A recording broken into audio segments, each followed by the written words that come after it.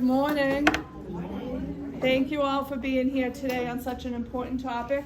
We are absolutely thrilled to be partnering with Jonathan and with the Center for Guardianship Excellence in order to bring you a really, hopefully informative morning on guardianship and the fact that when people have guardianship in place, they actually still have choice.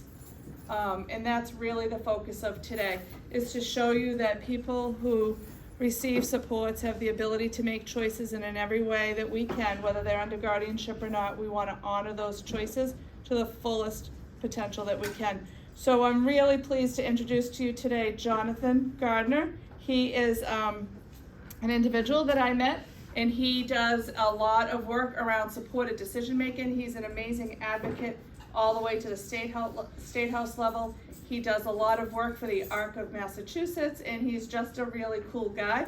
And I'm gonna let him tell you more about himself, because if I start to introduce him to you, you're gonna hear it again. Right, Jonathan? Pretty much, but first things first, my jingle, and whenever it decides to turn on. Take it away. Can you all hear me? Yes. All right. Hello, my... Turn the slide. Oh. You would think I would know this by now. I know, it's okay. Hello, my name is Jonathan Gardner. I'm a 20-year-old self-advocate, decision maker, homeschool graduate, and cancer survivor who happens to have autism.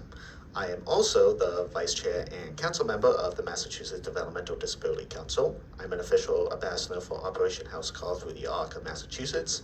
I'm the Flutie Fellow for the Doug Flutie Jr. Foundation for Autism. I am the co-chair for the Massachusetts Support Decision Making Coalition, and most recently I became a board member of Mass Advocates for Children. And that's probably not even going to be the end of all of these things in like 2 years. A few fun facts about me are, I like video games, pro wrestling, anime, and helping others. Since the age of 13, my vision has always been to help others in any way I can. I have many different types of support and supporters to help me live my best life. I use my own life experience to support, encourage, and provide a genuine positive impact to others.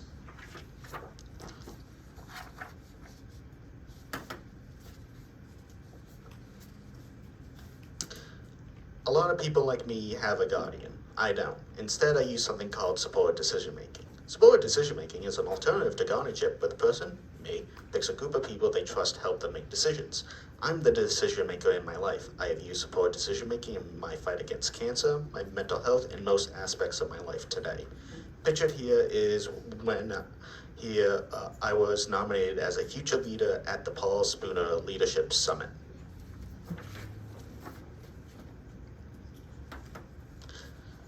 Let me explain how I got here. When I was 16 years old, my mother and I were told by the school that I needed full guardianship. This didn't feel right for us. My mom had learned about supported decision making, and we decided to try it in my life. To me, supported decision making is another tool and choice that I have in my toolbox. I think schools shouldn't pressure families into guardianship. There are lots of other options people can use. Pictured here is my dad, mom, and me when I was 16 years old. Just a random picture we found.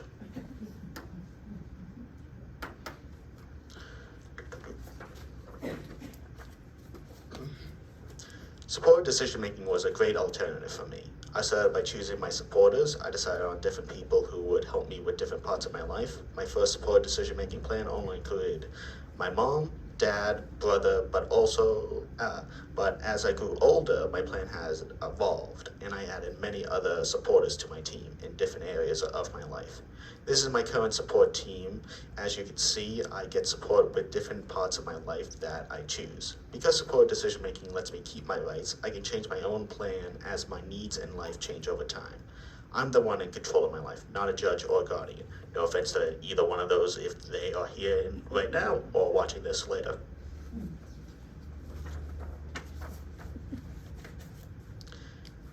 Oh, almost forgot. Okay, I'm just gonna do this the manual way now. In 2021, I was diagnosed with Ewing sarcoma, which is a rare form of cancer. This was during the height of the COVID-19 pandemic. My luck. I was already using supported decision making in my life, so it gave me some comfort to know I would have support going through this new life journey. However, COVID-19 visitor restrictions made using supported decision making harder. We had to advocate with the hospital to have my supporters with me at my appointments.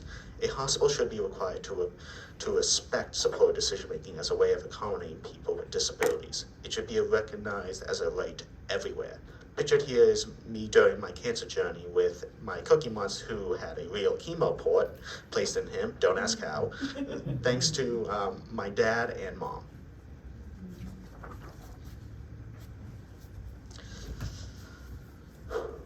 Finding cancer has been one of the hardest journeys of my life.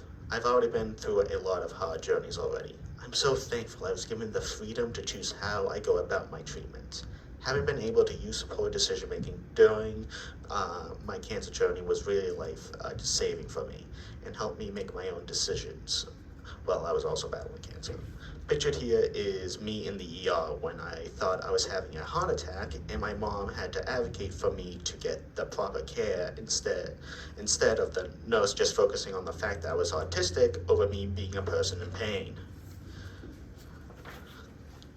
Too painful to even advocate for anything for that part. I would not be the person I am today without supported decision making. For example, when I was 6 months into chemotherapy and 2 weeks into radiation, I came home one day and my body and mind were feeling horrible and hopeless. I ended up in my bedroom crying and just really wanted to give up. I told my mom, I don't care what happens to me. I just wanted to stop, even if it caused the tumor to kill me.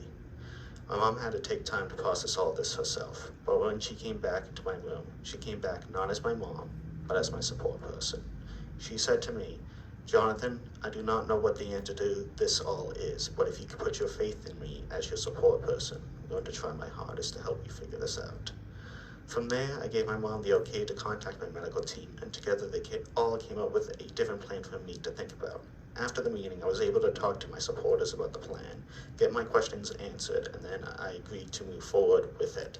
The plan ultimately saved my life while also taking care of my mental health at the same time thanks to support decision making. Pictured here is my mom hugging me and supporting me, not just as a son, but as my support person as well.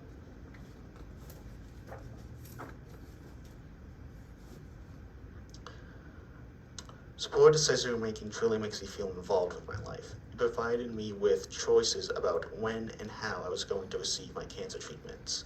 Because of support decision making, I was able to let my body and voice guide me with the help of my supporters. I did not have many choices when it came to having cancer, but at least I was able to control when and how I got through it. Pictured here is me ringing the radiation bell when I was done with my radiation treatments.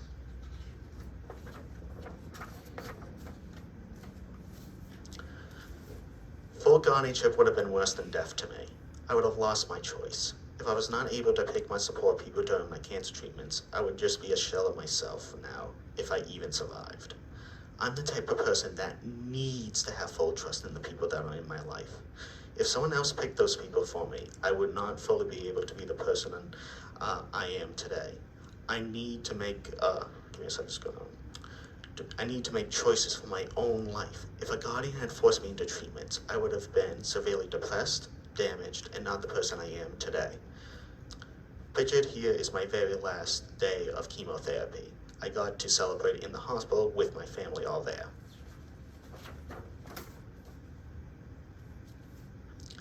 Supported decision-making offers more options in my life. I firmly believe that supported decision-making gives people a choice for freedom and a choice of who supports them.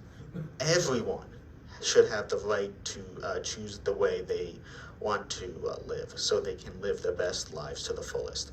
Here's a picture of me and my mom testifying for supported decision-making to become law, which we actually did yesterday.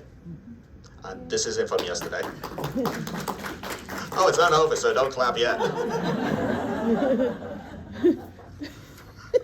Here's some fun facts about supported decision-making. My supporters can help me, but the final decision is mine. Think of it kind of like a business with a CEO being the head honcho and everyone else the employees, but unpaid in this case. I get to keep my legal rights to make my own decisions. I'm the one who picks the type of decisions I want help with. I choose the people I trust to be my support people, and ain't willy-nilly when it comes to that stuff.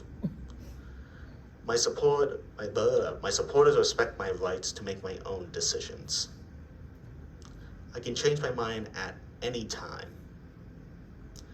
I'm the one guiding my life. My decisions are up to me, not my mom. I'm the decision maker of my life. Well, any questions? But beforehand, if you click this QR code, it will take you to a website for supported decision-making resources. I'll leave this on for like a minute. Let's go to the next one. No, you can just leave it on. Oh, well, we have the other one as well. Oh, okay. How could we forget this one? This is my information. I'll keep this on for like a couple of seconds, but I'm going to switch back to the other one. All right, any questions? Or are we just moving on to you? Yes, the person in the back. Jonathan, when you spoke before, I was really impressed with your determination to get your knee taken care of, which really ultimately led to your diagnosis of cancer. Mhm. Can you share that story with folks? Because I think it's so important with the work that we do. Yeah, just give me a sec. Sorry, I had to take a sip of water. So you want to tell about when the struggles you had when we were trying to figure out what was going on with your life? Mom, Mm. I know what I'm doing. Yes. I'm a professional by now. Yes. All right. I've done this for at least a year now. Yes. Okay. Go. I love ripping on her. Yes. Okay. Go ahead, sweetheart. Alright, so it all started one day, just to put you in the mindset of how I was during this time. It started one day when I was out walking with this person, but for some reason, while we were walking, my legs started to cramp up, hurt, and all that stuff. Thought it was a Charlie horse, so we didn't think much of it. But it wouldn't go away. We tried different shoes. We tried ointments, every single thing you'd think under the boat. But at the end of the day, none of that worked. So we were finally like, we gotta go see the doctors for that. So we tried multiple doctors because each and every single one of them thought I was crazy, lying, or need to see a psychiatrist. One even told my mom, and none of them actually spoke to me directly. It was always this one right here. And that was always the most frustrating part of it, because I'm literally using my voice, I'm talking directly at them, and they're just like that, basically. And my mom kept trying to shift it back to me as well, and it was just like, ugh, it was so frustrating. But finally, we found a doctor that looked me straight in the eyes and told me, Jonathan, I do not know what the answer to this is, but I'm going to find out. And from there, I was going to add a little more to your question, technically, but from there, I had to take not one, not two, but 3 MRIs, because the technicians doing the first 2 MRIs couldn't understand that my back was in so much pain that I couldn't sit still for the test. Literally, it felt like if you want an idea, imagine being stabbed multiple times in the back, just repeatedly. I could only stay on that table for I want to say 5 minutes. And why were they thinking that it was you couldn't sit still? Because they saw the word autism and assumed all the problems must be autism and not the fact that I'm a person in pain, which was one of the most frustrating things in the entire world. And he was communicating to them what was going on. It wasn't her. I just want to make this clear. It wasn't her that was speaking. It was me. This entire time, I was trying to get my voice out there, trying to do everything I possibly can to say, hey, this is me. This is what I'm going through. And yeah, I believe that. And then how did you get diagnosed? Oh, right. I almost forgot this. The most important part. So for the 3rd MRI, I finally said, in a different way, but we're gonna leave the other one out so we can keep this PG. But, I basically said, just knock me out for the test. And that is when I was found out that I had a Ewing sarcoma. Trust me, I didn't even know what that word meant until that day. I found out for that, but that's a different story for a different time. But there was so much overshadowing. Like, the amount of overshadowing was shocking. If you don't mind, I No, take this. I just trying to help you fill it in, John. Well, you can egg me on, but let me do most of it. Oh, yes. They wanted me, not Yes, you. they did. I'll go back to my seat if you'd like. I was just here to support you. I know. Would you like me to go back? Nah. I need my support person here Yes, okay. to rib on. All right, Okay, okay. Now, so we can stop wasting time. Yes. Okay. Oh, wait. What did you say? So my mind slipped after We that. were talking about the overshadowing. Oh, right, the overshadowing. So the amount of overshadowing was generally shocking. Like, you wouldn't expect it. Like, literally, you go to a doctor's to find out what's going on. You would think it'd be more like black and white, or like, all right, let's see if there's a scan, or like, let's see if this person's crazy by doing all these tests to make sure, and then we can discuss after all the tests come back if he's actually crazy or not. But no, it's more like basically, oh, you see the word autism? Oh, he must be crazy, he must be lying, he must be this, that, or all the other excuses because they don't want to do their jobs and figure out what's going on. It's generally shocking. And I mean no disrespect to any doctors. Like, legitimately, I've met some of the most wonderful doctors in the entire world that I truly consider family. And I continue to meet up-and-coming doctors through Operation House Call that are doing fantastically and really want to help people. And for that part alone on Operation House Call makes me hopeful for the future of that. But it's generally shocking if we're speaking of what I went through or what happened, that I'm still in disbelief that it even happened that way. But yeah, though. Tell them what just recently happened to you back in March when you had to go get an endoscopy. All right, just give me a second. So at this point, I should just have you back in the audience and just raise your hand, like.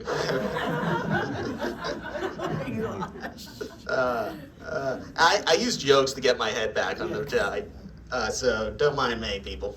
So I've been having some gastroenterological issues since chemo and radiation stopped, which you can only imagine how that's been fun. But basically, we went to a gastroenterologist. We set up an appointment to do an endoscopy, if I was correct. Yeah, you had gone to a couple appointments with a gastroenterologist, and he recommended the endoscopy, and then we planned for the endoscopy, and what happened? So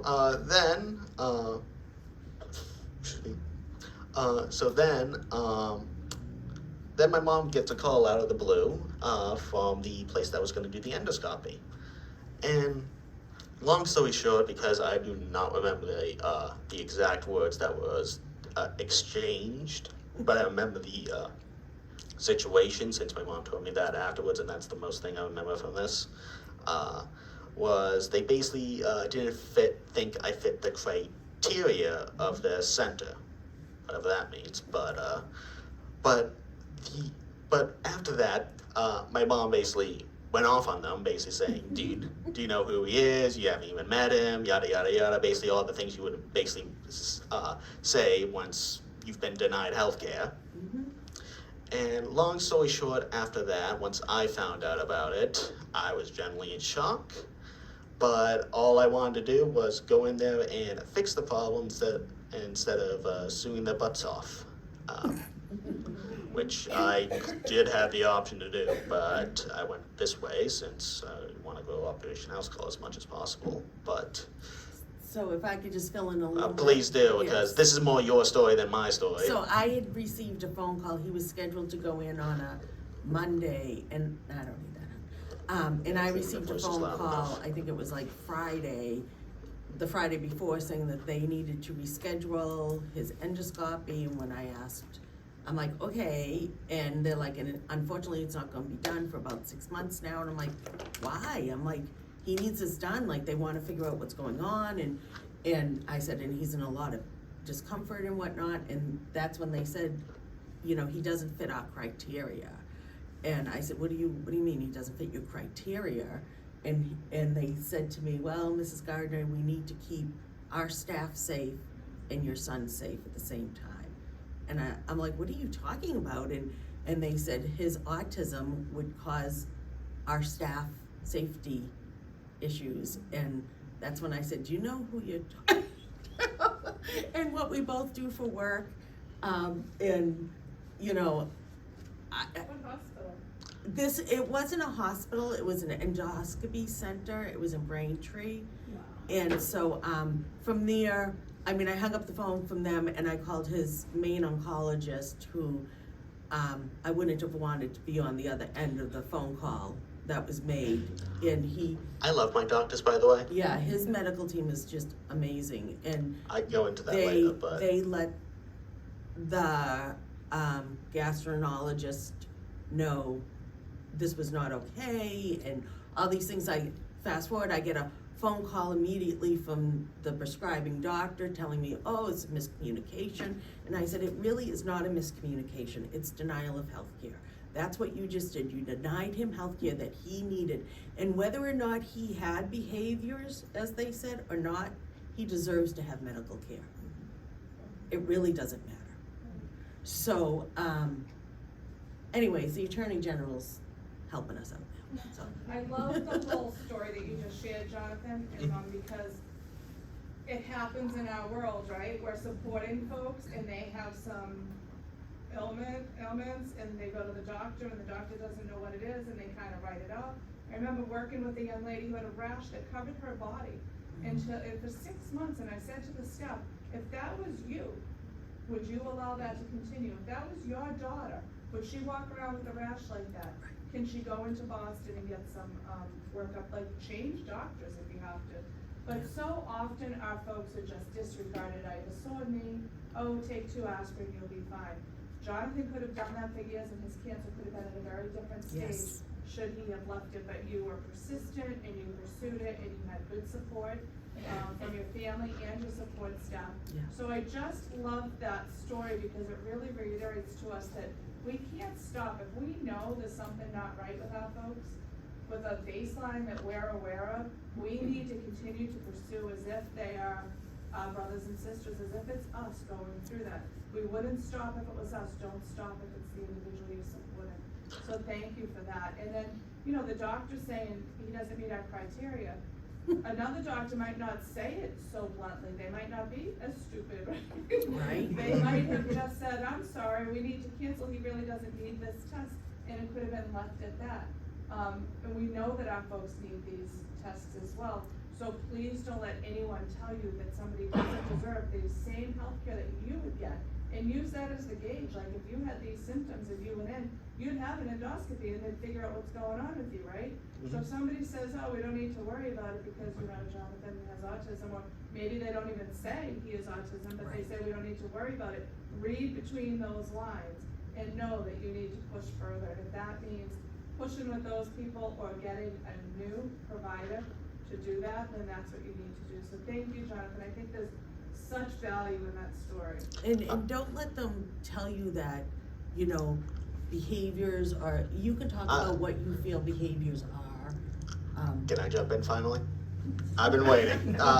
Before we move on to any more questions, I just want to add a couple of points. I just want to quote something that my doctor said to me when I first met him about my cancer.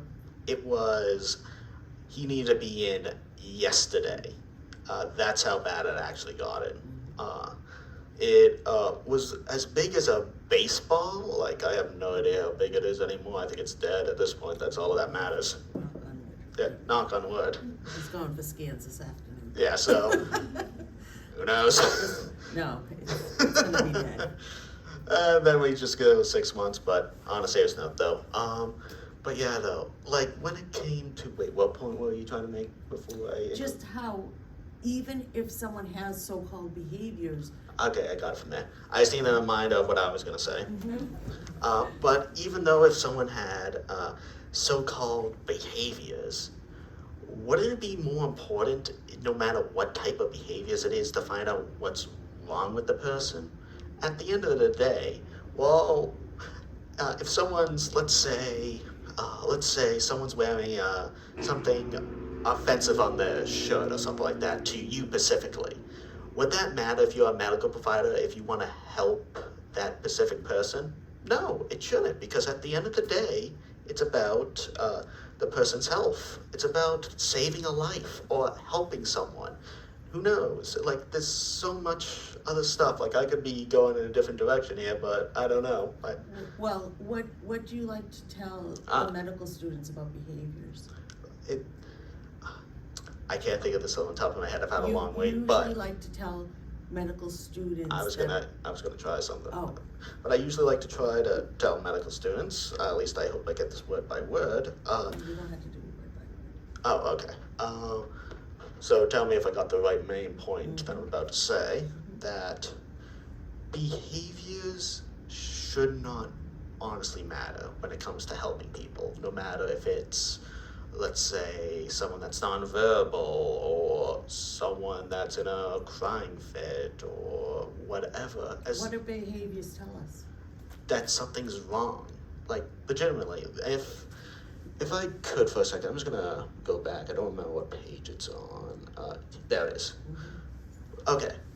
So I talked about this lightly during the speech, but when I was there thinking I was having a legit heart attack, I could not talk because of how much pain my chest was in. Like, legitimately, it was like boom, boom, boom, boom, boom, boom, boom. And I'm thinking, dear God, am I having like a heart attack right now? Am I about to die? And when we get to the hospital, the main hospital, MGH, this nurse comes in. And without knowing me, without talking to me once, goes, hi, up close, personal, in that type of babyish tone. And I'm just like, oh God, if I'm having a heart attack, I'm gonna die right now. But I was just like, Mom, take care of this, because I legitimately can't communicate it because I'm in so much pain, and I'm so tired because I've been up since 2 a.m, and I'm in so much pain as well. And the person literally just left us for about, I want to say, because in the ER, you lose track of time quickly, especially if you don't have electronics on you. Hey, we need to keep track of time. Yes. But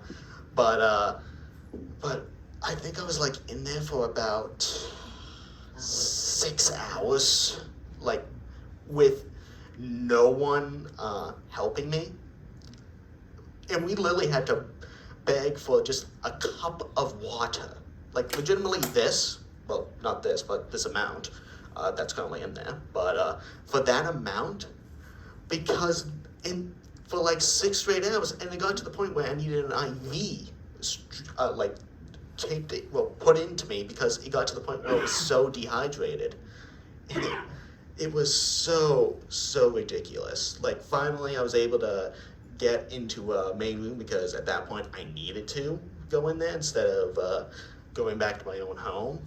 But it was so frustrating, and it got to the point where I was just like, to that nurse, I was like, I knew for a fact I wasn't gonna get the help I needed from. What was she so concerned about? She kept coming in and asking you about what? About not what, do you have an idea what's going on? Not what tests to be done, or anything you would think of if you didn't have autism or any type of disability. It was autism, and I've got the most important part, autism. It was so frustrating, because She kept asking questions about autism. About his autism, Yep. and I kept telling her, listen, his oncologist has sent us here, he has Ewing sarcoma, like texting his oncologist, like he was helpful in getting us out of the ER and into a room after, but it took hours. He was severely dehydrated, he was crying, and she kept like trying to communicate. I'm like, you need to stay away from him because you're upsetting him more. He doesn't need to be crying. You need to get us popsicles, water, something. I even had to say, can I get some water at And least? he didn't want, he had asked me not to make a big, Yeah, like deal. here's the thing, like you know how moms can be when this type of things. I think most of you guys are like parents and all that stuff. If you see your son, or even if it's your guys' parents as well, in pain and they can't communicate, sometimes you want to go out there and advocate, do that, all that stuff. I'm the type of guy that doesn't want to cause that much trouble, and my mom was respecting that for me. well, and as your support person, I was listening to your voice. He had Yes. said to me, I do not want you to pull a mom here and go out and do this. So we had many times during his cancer journey where I was really like balancing that whole support person versus mom person, and this was definitely one of them. But I had to listen to his voice. He was the one going through whatever he was going through, and it was his right to say, don't do this right now, Mom. But Yeah. then But finally then- he cracked and he's like, Mom, just do whatever you gotta do. Yeah. On here, Yeah. even if you have neurotypical kids, that's the hardest thing to do. Right. Yeah. But you need to use it, because my youngest is 21 and they'll be like, I don't need you, don't need you, and then they'll call me, I need you to go, Mom. Yeah, and that's exactly what happened, and I was like, thank Thank you. goodness. Yeah, And I like- went out there and I was like, she's not allowed back in the room, we want a different nurse right now, and we need to get out of here, and that was, Yeah, and then finally, once we got the different We were done. nurse, she came in with an Italian ice Yeah. and a drink, and I literally cried of so much joy because that was the first time that I ever seen something so delicious and so needed in my entire life. But yeah, though, that's that story. Any other questions? I don't know how much time we got. Yes. So, two things, can you put that QR code back up, because Oh, I forgot about that. Sorry. Okay, because I don't know, I X'd out of it. so this is for supportivedecisionmaking.org, if anyone can't do the, which is a wonderful website that has so much information, and So, my other question is about that organization, or the organization that you belong to. Do you, does your organization provide trainings for people who receive support from the department, who are people with autism, not necessarily with intellectual disabilities, about the advantages of supportive decision making? so, I don't know if it's run by, the Center of Public Representation, and I know Jonathan works with some of the people from there, and they do trainings together, but I do know that when this law passes, one of the points that is being made is that the training will be added. It will be added to schools, to IEP meetings, so that parents are aware that this is an option. It's not gonna take away from guardianship, we don't want it to take away from guardianship, there's a need for everyone and a place for everyone, and it just is another option. So the trainings will become mandated then, so that's another important part of the law. So my organization, Venture, runs a program, it's an employment program for people with autism only. So we support about getting up to about 20 folks who we provide employment supports to, who probably could benefit from some discussion around this topic, because many of them are not necessarily under guardianship because they don't need to, but they Right. probably need some guidance. Who's your go-to? Huh? Who's your go-to? Who is your go-to? Who's your wingman? Right, so. Right here. Jonathan, I think There he you- is. Right, Jonathan, you could probably, and folks like you could Yes. probably resonate with them better than I can resonate with them to say, yeah, you need a wingman. Well, what do I know? I'm just somebody who provides support. So before you leave, I'd like to get some information, because. Why don't you put up he's your coming to do a contact? training for us and we would go. That is Okay. his contact information. Okay. And just also, when I know Jonathan mentioned it at the beginning, he's the co-chair of the supported decision-making coalition in Massachusetts. So he works with a lot of people from, Mass Standing Strong, that's the way you say it. She's my secretary, so she Yeah. knows most of this stuff. Yeah, he calls me his secretary, that's one of the roles I play. Master. Oh, it's not. Mass Mass Advocates. Oh, Advocates, Mass Standing Advocates. Strong, thank you, Heather, and, yes. I might be getting ahead, but will we be discussing working with guardians that, don't see their adult child as an individual? Yes. Okay, awesome. Heather's here. And we've worked with Heather, and that's, I think that a huge part of what I think today is even about for everyone is that there are so many options, and there's not just one option. Everybody, I think the more options. Can I jump in for a second? Yes, go ahead, honey. Because if I don't say this now, I'm gonna kick myself later. No, go ahead. But here's the thing: when I usually talk about supported decision making, I usually find out later that sometimes people fear that it's going to replace guardianship or whatever, and I'm just like, what? It's an alternative. It's an option, and even if it was supposedly to replace guardianship, I wouldn't support that, because at the end of the day, guardianship is as needed as supported decision making is needed, because they're both options for people. Good and bads are both. They're different options. It's basically like, say for example, if you don't mind for a second, I'm a big video game guy, so I kind of know some of this stuff. I'm on PC, but that's besides the point. There's different consoles that people can choose from. PlayStation, Xbox, Nintendo, PC, but that's the beauty of it. There's different options. If you just want something easy, something simple, there's Xbox and PlayStation where you can play most of the games. If you want something that's portable, go with Switch and mostly Nintendo games. And for PC, it's a PC. What do you expect? It's really whatever it is. But at the end of the day, they're all different options because that's really what it is. And if we didn't have all those options and it was just like, say, PC, or it was just PlayStation or Xbox or just the Switch, that wouldn't be good for either the industry or even for consumers, mostly. Sure, there might be one-stop home for everything, but at the end of the day, it wouldn't be good for either competition, the consumer, because at the end of the day, it would raise prices and all that other stuff that would make it super consumer unfriendly.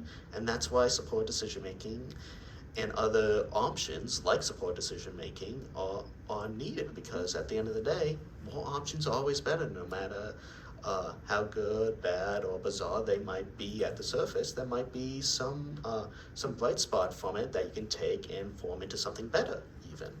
Depending on everything. And everyone deserves to have those options to live their best life, you know? And I think that's why, like we've worked with Heather before, and us all working together to provide all of those options is what we should all be doing, right? Yes. Any other questions? I don't know how much time we have, since I don't remember how, are we still good on time? We're still good on time? All right, any Any questions? other questions? Yeah, I'd actually just like to make a comment. yeah, of course. I think you should give your mom a lot of credit. As somebody who's a mom, it's really hard to remove yourself from wanting to make all your decisions for your kids, even neurotypical kids. As Oh, Yeah. mom over there, I said, my son is 27, and sometimes he makes decisions that I don't necessarily agree with, and I have to bite my tongue. So for your mom to be able to be such a really strong advocate for her, I give her a ton of credit. It's amazing. Yeah. It's impressive.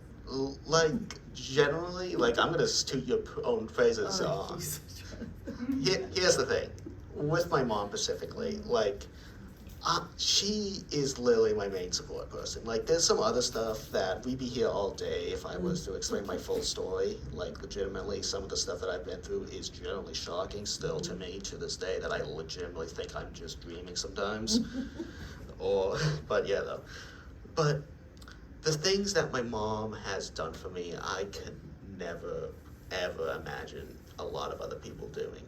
Like, legitimately, she is my main support person. She is literally one of my best friends in the entire world. Like legitimately, legitimately, I was in let's call the cancer hole, the foxhole for a second. But every single time I went into cancer, into my treatments, you wanna know who was there? Her. You wanna know every single time I had a breakdown or couldn't handle some of that stuff, you wanna know who I went with? My mom. Anytime I needed some pickups, my mom. Every single time, my mom helped me so much, and genuinely, I couldn't have. Besides a lot of other, a couple of things that brought me some joy. Without mom, I truly probably wouldn't have been my cancer thing because, I would have, but I would have been through a different journey probably, and let me think, what's the word? I would have been in it, but I wouldn't have done it with someone that would have supported me as heavily as my mom. Because, like, the thing is, even to now, with the emails and everything that she keeps up with, there's a lot of drama that I do not feel like dealing with, and she helps me out so much. I'm not getting into that, so don't worry. But yeah, though, I'm just, generally, I wouldn't be here or still be doing this type of work without her, so yeah, she's just fantastic, honestly. He's so sweet. Yeah. No, we all, as a family, I mean, I have another son also, and, I also have a dad. Yes, we have a dad, yes, and my other son is older, and he is typical and has no developmental delays or anything, and it is hard to separate yourself as a mother for any of our children, but it's something we have to do to navigate life, and and we support them, and he's entitled to make his own decisions also, and he sometimes comes to us for guidance and sometimes doesn't, and that's okay. Mostly he does. Yes, Maureen. Can you bounce back, Jonathan, to the supported decision-making slide? Because I just think that is the coolest thing. Which slide? The one with the grid. Oh, with my grid. Yeah. There we go. So for you have listed out girls and friendship and guidance and mental health and financial advice and faith and family and medical and so on. And for somebody else, there might be different categories. Mhm. So, and you figure out who's your go-to person, who's your wingman that you go to when you have issues around friendships or medical decisions, or you're not feeling your best and your mental health might be a little shaky, so who are you gonna talk to? You have it all listed out, and those people agree to be part of your journey. Yes. Until they don't agree, right? Yes. Yes. So, can you, in a nutshell, if I asked you, tell me what supported decision-making is in 2 minutes? Can you just sort of let people know so that they could go back to their places and say, we saw this really cool training, we need to learn more about this, and really help our folks. Even under guardianship, people should be able to make decisions around all of the things that you listed or all of the areas in their life that are important to the best of their ability. So how do we have them make informed and educated decisions? Because that's what I see when I look at this. It means if you're good, you're gonna make your choice, you're gonna make your decision. But if you're not sure and you need a little help, you're gonna go to the person you've identified, and then you're gonna make a decision on what you should do. And I love this. I'm gonna do the same thing with my son, and I think it's such a cool model. But if somebody had to describe it, because I don't think everybody understands what supported decision making is. We hear about guardianship, and we hear about medical guardianship, and we hear about Rogers guardianships, maybe some proxies, but we never hear about supported decision making. So how would you describe that briefly, so that people can take it back and explain it to their staff or the other people that they work with? There's 2 brief ones that I can do. One I just thought of actually, and the other one I've spoke upon plenty of times. But I guess we'll start with the one that I've spoke upon plenty of times, since I've sort of actually mentioned this before, actually, in passing. Support decision making, I like to think, is like a business, where, say, for example, hi, I'm the CEO, and then it goes down to different responsibilities. Say, for example, secretary, secretary, finances, HR, like all the other stuff you could probably think of potentially. Let me just move that right there. Like all the the business things for that. Just replace the business words with different things, and it's basically like the similar thing. Like, for example, wingman, friendship, mentoring. It's basically like that. But think of it not more in like business sense, but more like people sense. Even though I do say, yes, it's very heavily based on business with how I present this, because I just think that's a very easy thing for everybody to understand for that part. But it's basically like this. I'm the CEO of my life. I run my own private company where I have unlimited control, or you even call me the president of it. I don't know the whole thing. I just think CEO is the most powerful one. That's widely recognized. But yeah, though. But everyone else is people that would come up with ideas for me to think about, maybe try, and all that stuff. But at the end of the day, it's my decision. And if, as the CEO, I decide on a big decision I want to do, let's say I want to go and buy that microwave over there, that Pacific microwave over there, I'll go and try to do that. And they'll be like, okay, you can't try it, but here's the cons of it. But at the end of the day, it's still my decision to go try it. At the end of the day, life, everything, it's always meant to be learning and all that stuff. And I generally think supported decision making offers that chance for people to learn from either failures to learning, and every single thing in the thing. Because at the end of the day, life is always about learning. That's something I've learned plenty of times. And did I forget anything? Or? No, I think what you're trying to communicate is that even if Jonathan wanted to buy the microwave and he came to me as one of his support persons, like, Mom, I really want that microwave, and we would discuss, he would say, you know, I'm looking for support on what your thoughts are on me buying this microwave, and we would sit down and we would talk about pros and cons. At the end of the day, he would make his decision. Let's say I said, you know, my personal advice would not be to buy the microwave, but he wanted that microwave and he'd go out and get it, and let's say it broke in 2 days. I'm still going to be his support person, and I'm still going to support. And this doesn't mean financially support. Right, I'm not going to give him his money back, but I'm going to continue to support him. I'm not going to berate him for making the wrong choice or what I may think is the wrong choice, but I'm going to continue to support him and bring up the pros and cons. Well, we kind of thought that, you know, that one wouldn't last as long, so next time maybe we'll do a little bit more research and look in consumer reports or something, you know. It's all about the support in supporting his support. I make mistakes in life. Everyone's gonna make those mistakes, and like he said, they're learning opportunities for us all. I'm still making mistakes, and I will continue to, but I have the support. I don't have it written down as nicely as Jonathan does, but I go to my husband, and I go to my parents, and I go to my kids. And, you know, as a family unit, we all support each other. So it's, if you think about it, we truly all do and use supported decision making. Jonathan does have a few support people that are paid, and that's okay.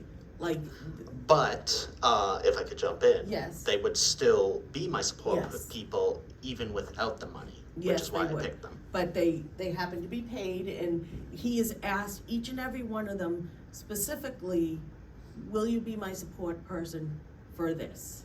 Will you be, and support people make mistakes when they're supporting someone, you know.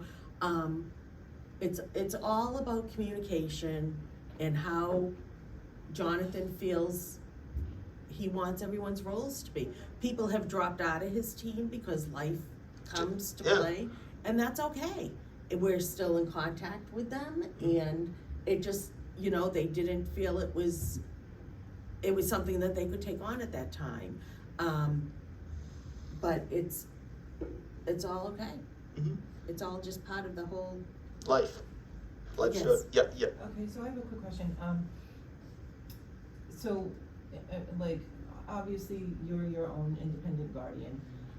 What is the formal, like, is there a formalized legal difference where these supports are, like, recognized that you will be receiving supports versus, say, somebody who's an independent guardian and is choosing not to get anybody's Well- input, whether it's for their benefit or, you so know. we're trying to make that happen.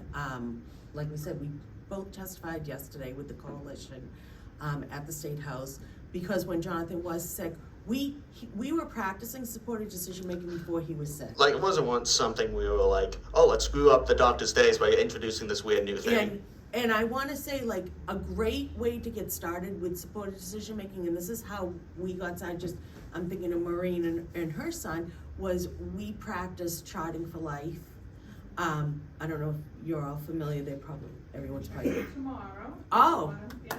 So we're big fans of the supported star.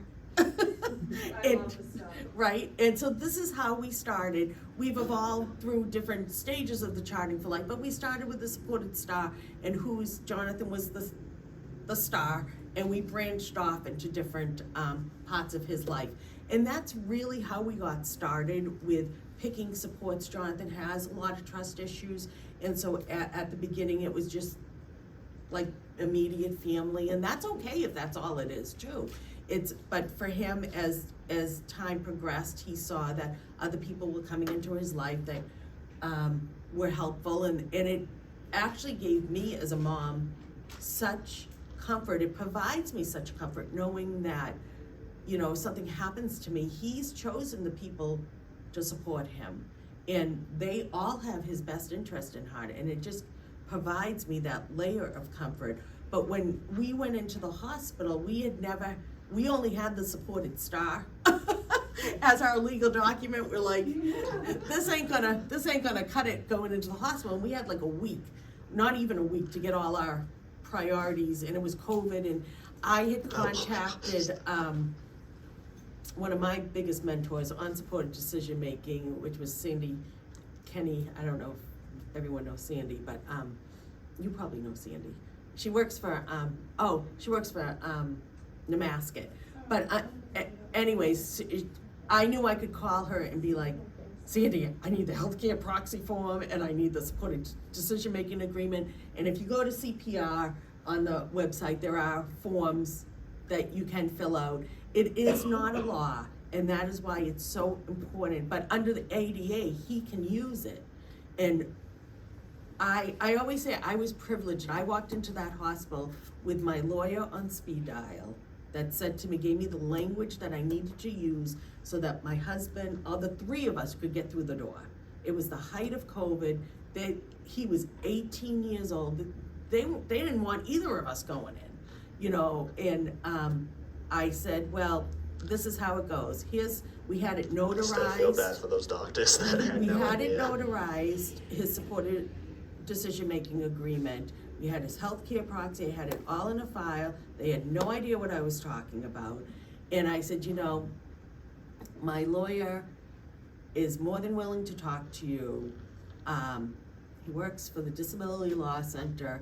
It never came to that fruition, but I did have him on speed dial. And again, I feel privileged that we had that capability of doing, but I kept using the language he told me. You are not his parents, you are his support people. And I kept telling them that I am his support person. He needs me to be here. My husband is his support person, because my husband's like, Nancy, stop. I'll just wait here. I'm like, no, we're doing this together. I needed my husband there, you know. This is what we needed. And it did take pushback, but after everyone fully understood, they flagged his file. And every time we walked in the hospital, there was not a problem after that first initial issue, but it did take me about 45 minutes to get through that door. And once it's law, It will help it'll protect. be required. Yeah, and also help with protection for doctors if I was. Yes, so his doctors Because took of a HIPAA. huge leap of faith, because when he first met his oncologist, again, all three of us walked in the office and he's looking at us Should I like, just give you the mic at this point? no, I don't need the mic. You're funny. But, you know, we sat down with his oncologist and he's just like, wow, you know, again, height of COVID, and I had my little folder and I had to go through it again with him, and he's just like, I have no idea what you're talking about. And our plan was, we always make a plan with Jonathan when we do unexpected things, and cancer was definitely unexpected. And the plan was that Wasn't on my he bingo was card. gonna go wait in the waiting room and use his computer, because he didn't wanna hear anything. He wanted to hear from my husband and I, not from the doctor, who he didn't know or trust at this point. Jump in for a second. And also you gotta remember, I literally just found out I had chemo. I mean, Right, not this is cancer like as well. Like, this is like in a matter of days to like, process this. like a and- snap it. And so he didn't want to hear this, and so we had to get the doctor on board to give my husband and I the information to break down to Jonathan, with Jonathan not in the room. And that was challenging, but he took a leap of faith and was like, whoa, because he's just like, listen, that's when Dr. Cody said to you, listen, his treatment's needed to started yesterday. This tumor is growing every day. So we need to get this done, and he didn't care how we were gonna get it done. So, from there, we all worked as a team, and, I would say, it's almost like you're fighting on two different, because there's so many doctors and you went through this that won't speak directly to you, exactly. but then they won't speak to you if he's not, so it's like, Right. Yeah, what do I'm you just want? thinking, like, how Right. formal is it? They're Because speaking, I what's could the see term, that both being sides of their like a mouth? huge- Yeah, exactly. It was quite, Cause it's not like you're a legal guardian at that point when Right. somebody's Yeah. an adult. But did you also sign a release of information so that your mom and other supporters had access to? we did that? Yes, actually, we yes. So actually I think did. that's another, Yes. another layer of Yes, protection there. yes, that's true. It's a matter of having everything as formalized as Yeah. you can, as the supporter or as the parent, and really moving forward with it as if it's law, like it's not negotiable. This is what I need to do, and you guys were able to And do under that. the ADA, it is usable, Yeah, no matter if it's law or not right now. and eventually it will be. It will right? be. Yeah, Yes. eventually probably will. Yes, it will. I I'd know. like to thank Jonathan and Nancy for their presentation today. Jonathan, you did a great job. Thank you. Mom, you were a great supporter. And it's If your folks over. wanna take a very brief, like, can you be back in your seats in 10 minutes? We're gonna start at 10 past